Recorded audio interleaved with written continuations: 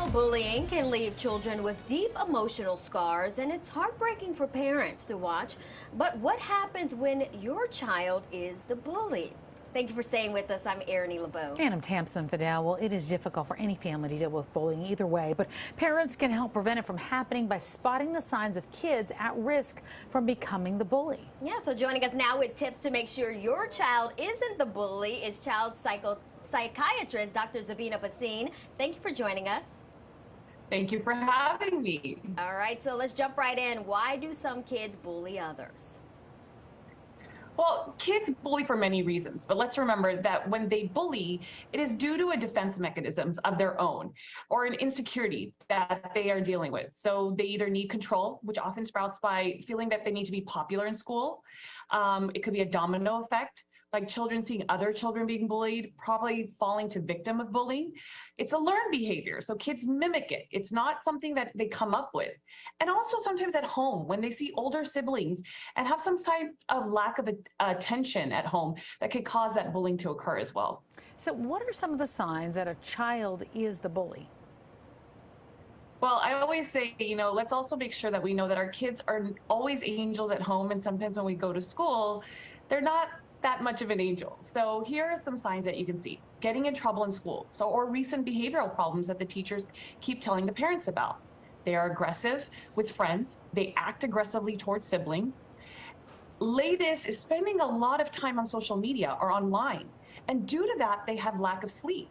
And most important is the intolerant towards other children who are different. They always seem to want to make fun of someone who is not the same as them. So, Dr. Z, how can parents actually address the issue, and is it different if your child is dealing with social media bullying? Yes, so parents can definitely address the issue. First of all, we have to remember not to be aggressive with our children when we're having this conversation. We have to be compassionate and conversate with them. Communication is key to this. Address the relationship between your child and who you think or they think they're bullying. Find out why this is happening in their classmates. When it comes to social media, definitely making sure we're looking at what our children are looking at, who they're talking to, and messaging it. All parents have social media apps that you can actually stop your children from using certain places. So parents are going to say, is there a way I can prevent my child from becoming a bully? What is your answer to that? This is a sensitive issue, and yes, there are definitely ways. You can make sure you're in contact with the school and the teacher first, and also make sure you can prevent by giving positive attention to them at home, educating your child on peer differences, modeling kindness and inclusion, and also participating in bullying prevention programs. Every school and school district in the United States has a bully prevention program that parents can be involved in. Okay, so what if a parent notices that another child is the bully? What should they do then? So we have to make sure we're contacting the school and the teacher first. Again, it comes back to this is a sensitive issue.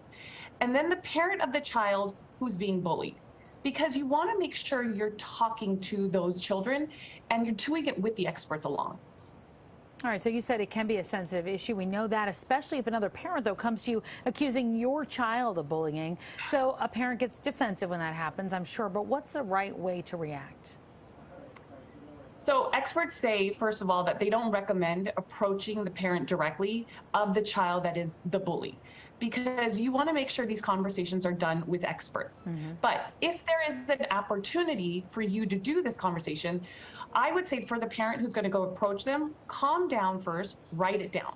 Write down what you think is the situation that's happening. Have a face-to-face and one-on-one conversation in private with them. And don't call their child a bully, because you want to make sure you're listening to and asking for the other parent's help. And so by calling them a bully, you're only aggressively making the situation worse. Right. You don't know how the parent's going to react at that point. Well, Dr. Yep. Z, thank you so much for joining us today. We appreciate it.